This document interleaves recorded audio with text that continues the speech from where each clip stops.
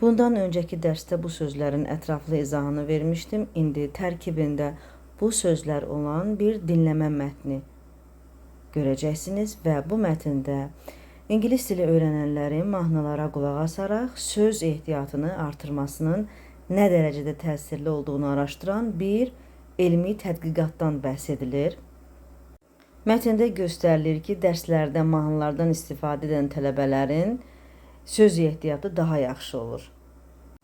Belə ki, pop musiqisi kitabdakı mahnılardan daha təsirli olur, çünki tələbələr üçün daha yaxın olurlar. Yəni, tələbələr özlərini pop musiqisinə daha yaxın hiss edirlər. Mətndə deyilir ki, Sino-Tibet dillərinin, məsələn, mandarin, Çin dilində olan mandarin dilində danışanların İngilis mahnılarını başa düşməkdə daha çox çətinlik çəkdiklərini görürlər. Çünki dillər arasında çox böyük fərqlər var.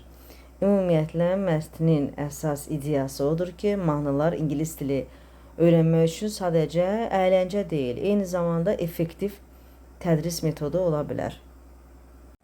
Mən də dərslərimdə mahnılardan istifadə edirəm. Hər hansı bir idiomun və ya yeni bir sözün istifadəsində bu daha çox təsirli ola bilər. Yadımdadır, universitet illərində də müəllimlər bundan çox istifadə edirdilər və həmən dərsləri biz çox sevərək izləyirdik və çox sevə-sevə o dərslərdə iştirak edirdik. Həm çünki mahnılar zamanı biz əylənirdik, həm də yeni sözlər öyrənirdik. Study. Listening to English songs could help vocabulary. Listening to songs in English could be an effective way of learning new vocabulary, a new study has found. Dennis Murphy-Odo of South Korea's Pusan National University looked at data from nearly 30 studies done between 1990 and 2020. He wanted to find out if teaching English with songs has an effect on second language, L2, vocabulary learning. The studies included a total of 1,864 people.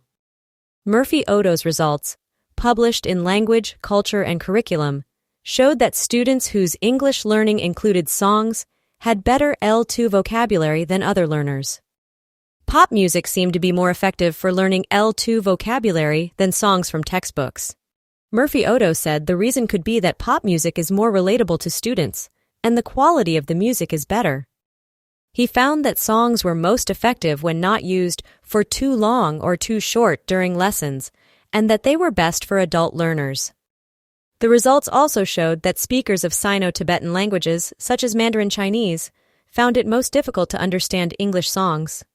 Murphy-Odo said this could be because of the large linguistic differences between those languages and English. Based on these results, Murphy-Odo said teachers can now feel more confident that using songs in lessons is not just a fun activity, but an effective way of helping their students improve their vocabulary.